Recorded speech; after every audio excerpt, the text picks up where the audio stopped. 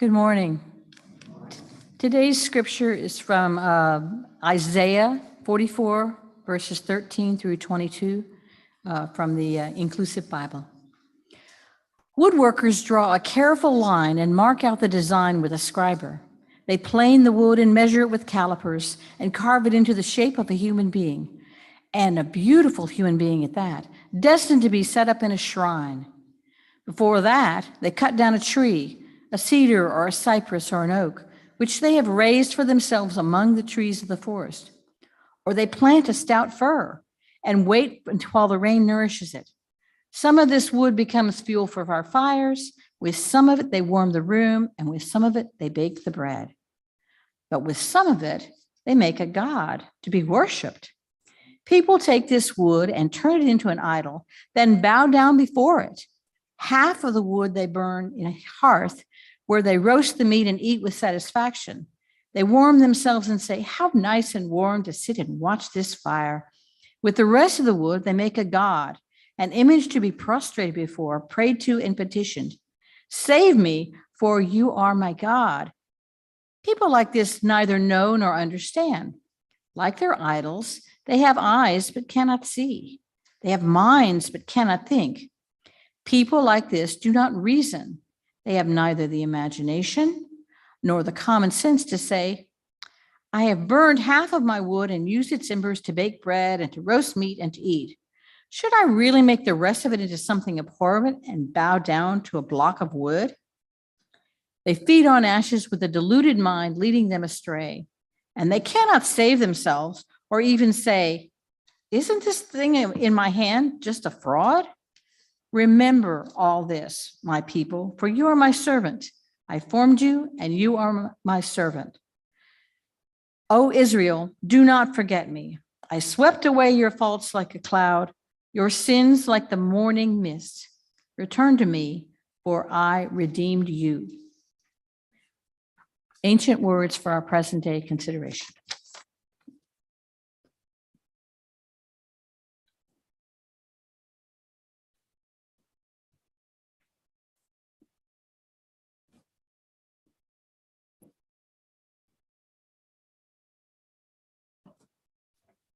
He's leaving before I even start. But this is about you. Most of this is about you. Good timing. Yeah. I have a confession that I'm going to sneak in. Since the last 3 years, I haven't really been able to work on my book project. And as has happened the last 3 years, I'm not gonna be able to take the writing leave. So what we're gonna do is kind of work around that. I'll take off time when I can, but I'm gonna sneak the book work. I shouldn't call it a book. It's a satchel of papers, but kind of asking the question, how does religion need to change to be a gift to the future? How does religion have to change so that children don't have to unlearn it when they go to college? Where young women don't have to dismiss the masculine focus. Where Americans can't realize there's something wrong with this because we have this idea of almost like a dictator Christ that seems to justify the colonizing efforts of Europe and the United States. So we're going to look at some of that stuff. I'll try to sneak it in, but we'll see. Also, I mentioned the last 2 weeks, we have a woman in our neighborhood who is a wonderful person, works very hard, but she gave a ride to 2 of her undocumented family members and is now facing prison. And this is part of the horror that many people on the border live with, so our politicians can act tough. There are people who simply giving a ride to their family then face the charge of human trafficking. So this week we're going to send, hopefully early in the week, send a letter from me representing the church, and we're asking people who feel this is wrong to sign on to it. And I'd love it if most of the church can say, just we don't stand by while our neighbors get picked on. So that's something they'll be coming. If you could send that back to us when you get it. And also, if you're online, we'll send it in a way. If you'll give us your contact information, we'll make sure you can sign on to it too. So today we're looking at a topic that seems obsolete, I know, the idea of idolatry. Because most of us think of idolatry as like statues. And I remember when I first got here, it was a lot more conservative of a church. And well, it kind of would have to be, I guess. But I invited people over, not realizing that a Buddha statue I had would be considered to be an idol, which began the conversation, over the years. But I want to suggest that these ancient teachings, if we reframe them for today, have enormous, helpful, illuminating insights to help us kind of navigate through exactly the kinds of crises our nation finds itself in. That the things that upset the prophet were not religious statues and paraphernalia. What they resented were, we'll talk about that in a second. Won't get into that right away. But, and I think it's pretty easy to see idolatry in our culture. When I typed in idol and did Google and push, the first image I saw pages of that, American Idol. And what a great beginning to the conversation, that idea that art, you need to have a competition. So you want Michelangelo over here, you want Picasso over here, head to head, 2 rounds of, battling art kind of stuff. Mozart against Paul McCartney, which is the better art? That's a really sick culture, right? I mean, it's okay to enjoy it and all that kind of stuff, but it's sort of gladiatorial in its nature. And it kind of highlights the fact that there's very little art that gets, to the national focus. Basically, it's entertainment. And the people that do actual art a lot of times struggle as much as any time in the past. Then the next image that I saw were of other people's religions. And that's what I was taught idolatry was. It's okay for us to have statues and pictures and images, but for other people to do that, well, that's just silly, ladies and gentlemen. But when you study these things, they're really magnificent. They're images that have a lot of insights kind of coded in. This is Ganesh. It's a Hindu god. You see the word for Om. It's down there. That looks like Shiva's thing up there on the forehead. I hope he didn't join Manson. But then you can't see it very well, but the tusk is broken. And what this represents is kind of compassion, the sense of second chances, that in the story that I remember anyway, that this child had its head torn off, and one of the gods took an elephant's head, which was bad news for the mother of the elephant, but for the mother of the human being, then that was a sense of a second chance of compassion. That seems really weird to us, but if you look at our symbols, they're no less strange. Satan is half human, half goat. Right? Look at it, goat legs, goat horns. Again, it's if one of them is silly, the other is silly. Angels, as wonderful as they are, half bird, half people. Kind of thing with a little feathery. So these are images that refer to sort of transcendent truths. Right? When a Hindu looks at this statue, very few of them are thinking this is like a literal historical event. In their own lives, they've got a broken tusk. In their own lives, they've had to, very few people end up with the first crush they have. Right? For me, it was women on television. I think Miss Molly B from Romper Room School. It's probably my first relationship. But But I was 4 years old and she was in her 30s. So, so life is like that, that all the mistakes fit together in this beautiful picture that wouldn't happen if everything was perfect. In the story of our scripture, I'm going to talk about it a little bit anyway.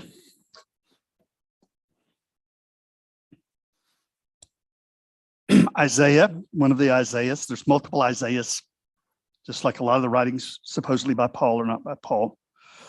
But in this one,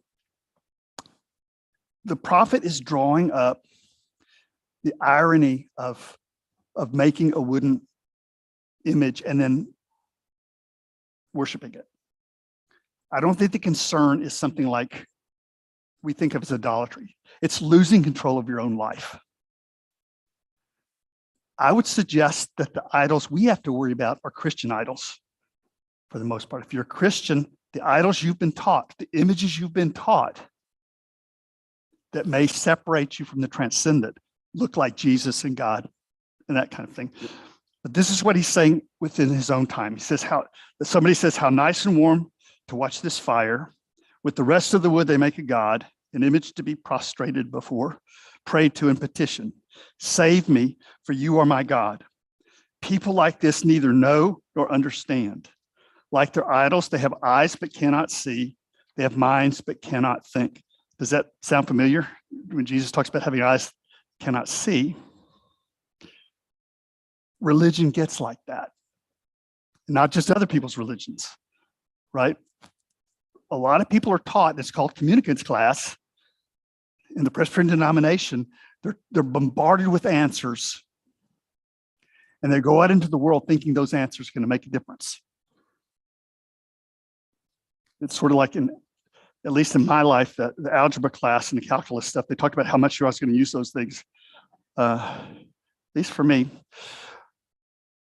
said they feed on ashes with a deluded mind leading them astray, and they cannot save themselves. And at one point it says they do not reason. And how many times have you ever heard a prophet saying that's a problem? Right? Typically, the way most religion is taught, superstition comes with the turf. And that reason is like this unwelcome light and kind of thing. But if you look at the prophets, what they're saying is, these things tear your life apart. And the key to unlocking what this symbol is addressing is realizing that in this same system of symbols, you are the image of God. And the problem is when you let something else take the place of that. This is the key to understanding the problem with idolatry. You are the image of God.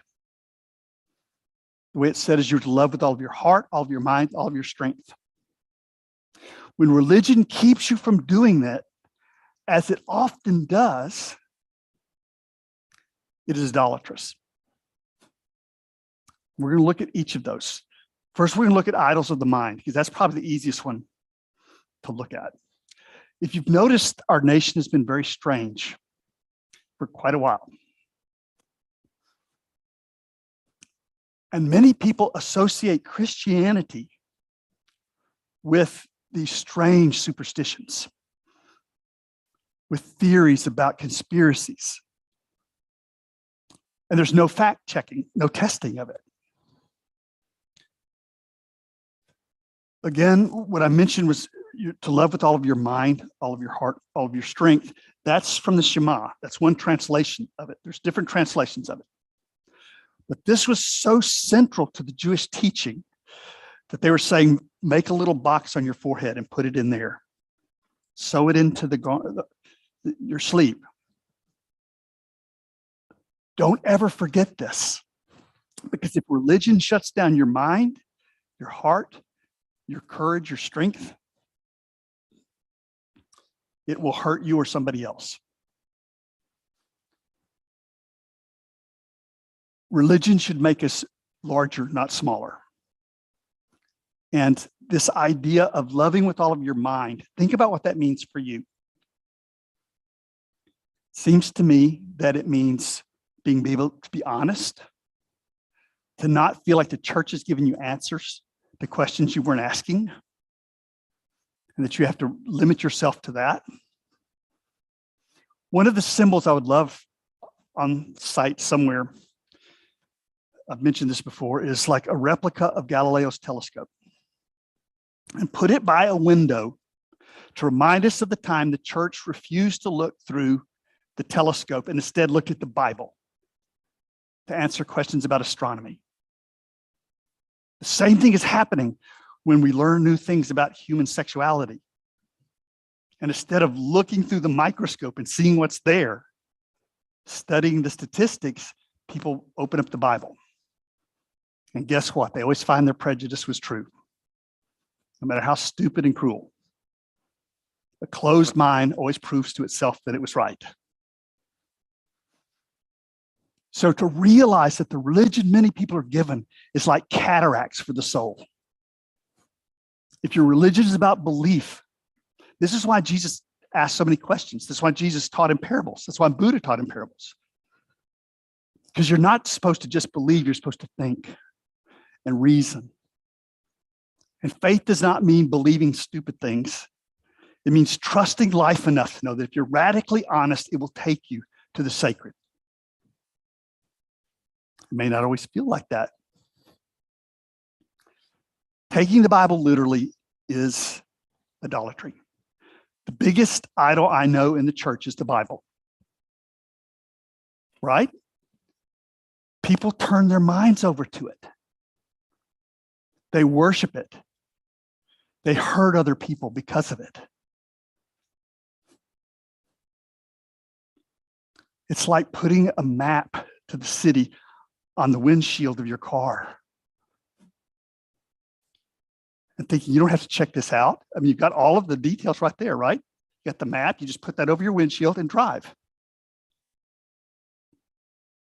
That's no less dumb than staking your life on a literal interpretation of a 2,000-year-old and a 4,000-year-old set of beliefs.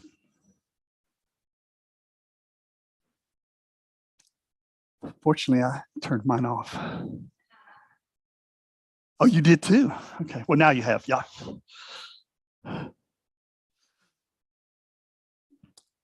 So there's a call to iconoclasm that the church used to obey. Some of the most devastating philosophical arguments against the proofs of God came from the church. Some of the scientific principles that are used to attack religion were born in the church. They were developed by priests. Reason is not our enemy. If we're going to return to loving with all of our mind, reason and science and imagination all have to be reintroduced into the church. There's nothing wrong with beliefs if they're symbols, but they need to be transparent. They need to illumine our world, not mask. Let's see, what is the next? Yeah, that's the iconoclasm, but not of other people's religions, of our own images of the transcendent. When you can define the infinite, there's a problem. Does that make sense? And that's sort of what creedal Christianity is. When you can define the infinite, you're insane. Right? That's as tight a contradiction as you can get. So I'm glad I'm remembering the slides this week. Usually we have these slides and stuff, and I just kind of obliviously go, so what's next? Okay, now we're talking about idols of the will, of things that we surrender responsibility for. This is the idea that we're supposed to be obedient as opposed to being responsible for our world. If you think about, I don't personally like emojis, is that how you say it, when they show up on my page, but that's what an icon is. It's a picture that opens much, much bigger images of things. It's suggestive of all kinds of more ethereal things. I don't know about these particular ones, but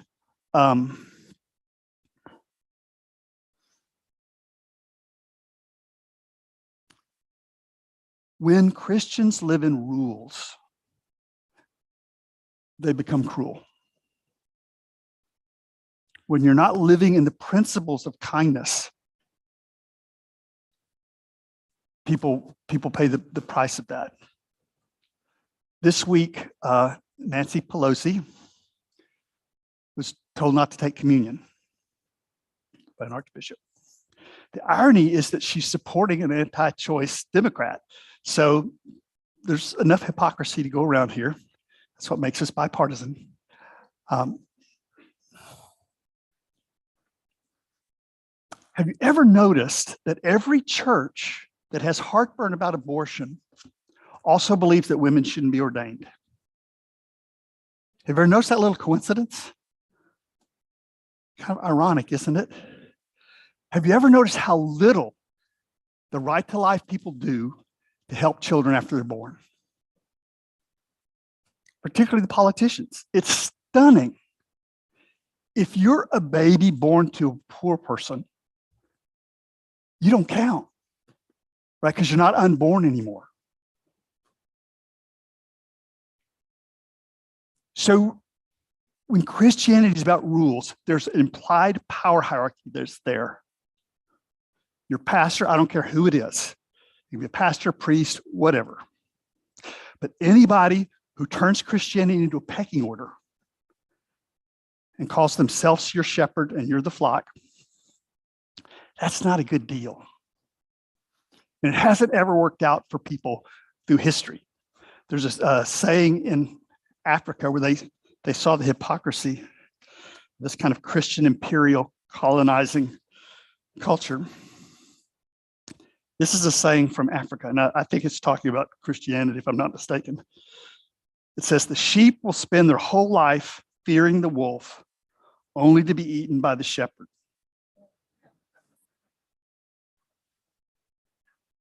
That kind of rings true, doesn't it? The sheep will spend their whole life fearing the wolf. Look over there. They're coming to get you. Look over there. They're coming to get you. Will spend their whole life fearing the wolf, only to be eaten by the shepherd. And precious lambs of God, what a treat that is for you. So the iconoclasm that we're called to then is breaking every chain. Right? If it's not liberation theology, it's not really Christian.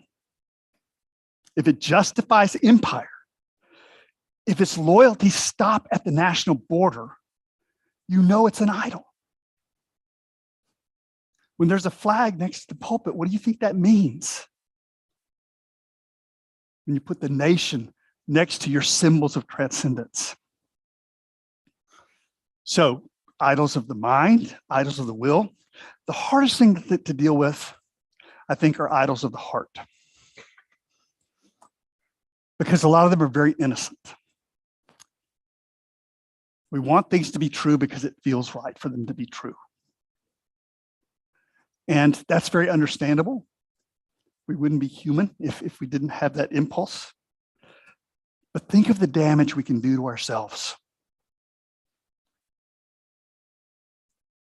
when we turn religion into a replacement for human contact.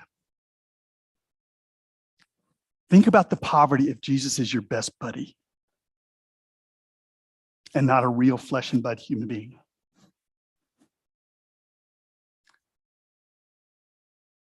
Think of the isolation and the loneliness of people who've been taught to have this personal relationship, but feel no call to the tie that binds us all together as human beings. It's really tragic. I think we got another slide here. Now, this is an icon, I believe, particularly in the Soviet Union when the Bibles were forbidden. They put everything in pictures. So it's like the Hindu sculptures, and that every little thing means something. This is Jesus reading the Wall Street Journal. Mary looks like she has a headache. The kid's already getting on her nerves. So what do you think it symbolizes to have an infant reading this scroll? They incarnate wisdom. But we don't understand the symbol if we don't realize that you are an incarnation of wisdom. You're the incarnation of the compassion, of the creativity. One of the reasons I'm so happy with the artwork that's here is because some of the greatest poverty in the church today is that people turn to ritual, not to art. And they fill their lives with other people's art and never find their own song, their own dance, their own drawing, painting. And it's not that you have to choose, you can do both. But in this picture, and every icon, you have a better representation of the fact than words can do. Which touches your heart more? The word love, L-O-V-E, almost misspelled it, or a picture of a parent and a child, which goes past here and into here. That's what the symbols are attempting to do. Even those statues that freak you out where Jesus opens up his chest and you see the heart, that's what love feels like sometimes. It can hurt to love, but we should never give up on it.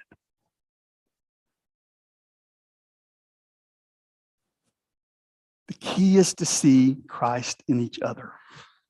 The religion has not worked if we love angels and gods and unborn people, but as soon as they have teeth and hair and their brain works, we can't stand them. We need to see the sacred in other people, in the rest of the species of the web of life. That's our family. That's our extended family.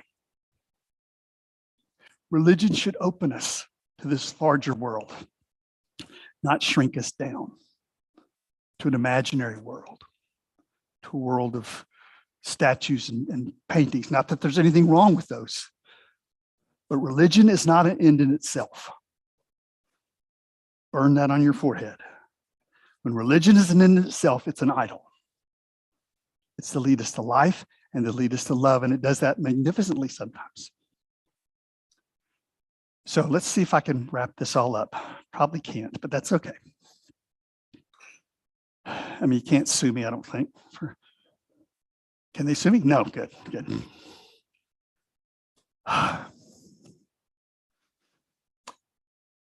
When I was quite a bit younger, I was in acting, which will surprise you, probably.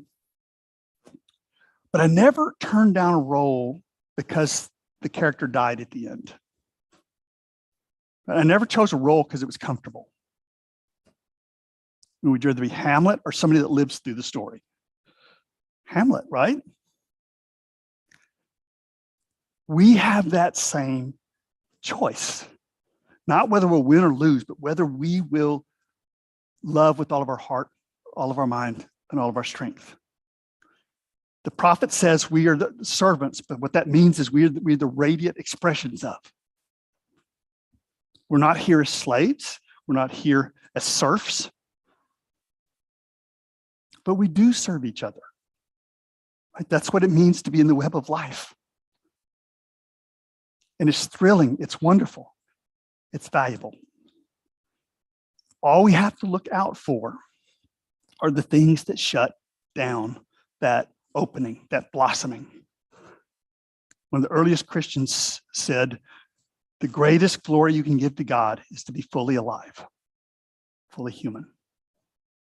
So as you go out this week into your life and into your world, to not choose the idols of your mind. Let your curiosity take over. Ask the questions you've been told not to ask.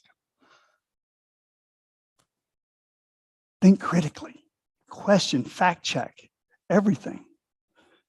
That's not negative. That's awareness. That's reason. That's science. And that's what you're called to bring into the world. Second, don't let anything shut down your sense of responsibility for the world. There are a lot of people getting picked on right now. And the Christian church is some people's worst enemy particularly white evangelical church, is some people's worst enemy. So we have to be best friends, right? We have to bring love where other people are bringing hate.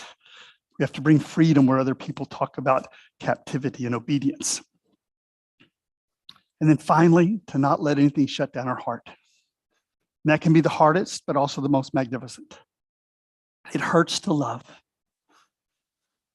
But the beauty we experience when we give our hearts completely to our art, the beauty is always worth the pain. I want to close with kind of threefold affirmation. Comes from a devotional. I choose to love my neighbor more than I love my Bible. That's one. I choose to defend the oppressed more than I defend my religious beliefs. And finally, I choose to love humanity more than I love my religion. I think that's what Isaiah was trying to say to us. We have 60 seconds. I got a lot more time than you will. But we set aside 60 seconds for you to think how you would have preached this text. Thank you for your attention.